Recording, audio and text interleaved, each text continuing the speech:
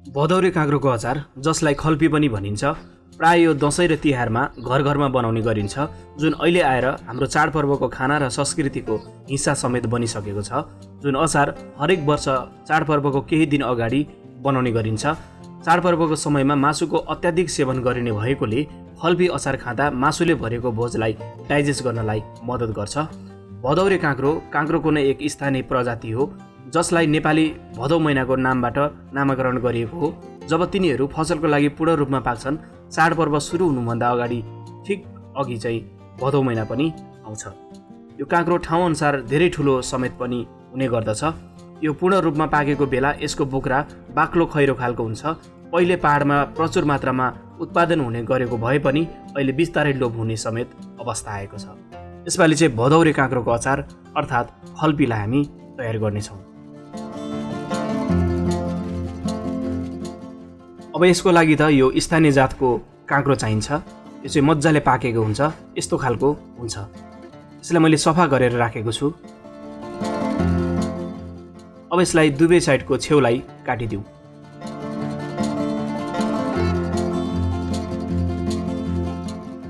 अब बीच भागबाट फेरि यसलाई काटौँ।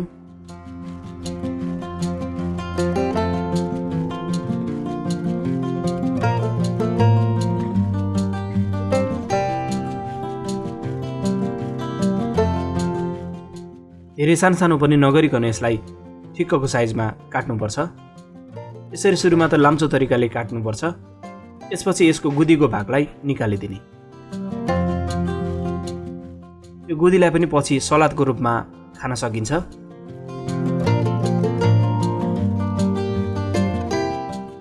यसरी सफा गरेर मैले गुदीलाई पनि निकालिसकेँ। त्यसपछि यसलाई खल्पी अचार बनाउनुको लागि ठिक्कको साइजमा काटिदिने। पछि सुकाउने हुनाले यसलाई धेरै मसिनो साइजको काट्नु हुँदैन।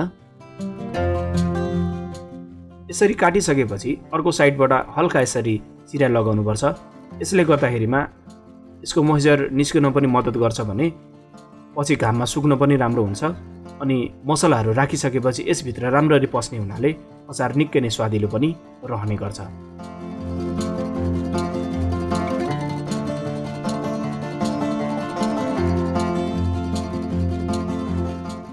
र यतिको काटेर तयार पनि भयो। अब यसलाई चाहिँ मैले अब नाङ्लोमा राखेर सुकाइदिन्छु। घाम कतिको लागेको छ त्यही अनुसार यसलाई सुकाउन सकिन्छ। लगभग 2 घाम जति सुकायो भने यो अचार बनाउनको लागि तयार हुन्छ।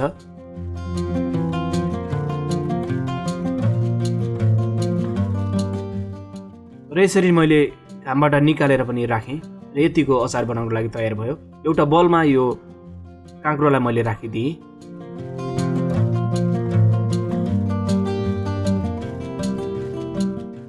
अब यसमा पाकेको अकबरेलाई राखिदिने अनि नुन, धुलो खुर्सानी र यो तोरीलाई राखिदिने। तोरीलाई चाहिँ मसिनो गरेर पिस्ने, त्यसपछि यसरी राखिदिने। त्यति धेरै मसलाहरू यसमा युज हुँदैन। त्यसपछि तेल, मेथी र बेसारलाई तताएर यसरी राखिदिनुपर्छ अनि राम्ररी यसलाई मोलिदिनुपर्छ।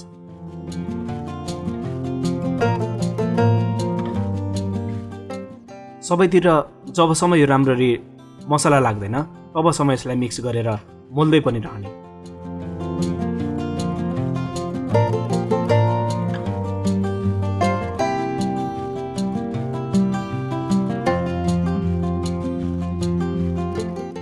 अब यतिको भएपछि लगभग हाम्रो यो खल्पी चाहिँ तयार हुन थालेको छ। अब यसलाई सुक्खा भएको सिसाको डिब्बामा राखिदिनुपर्छ।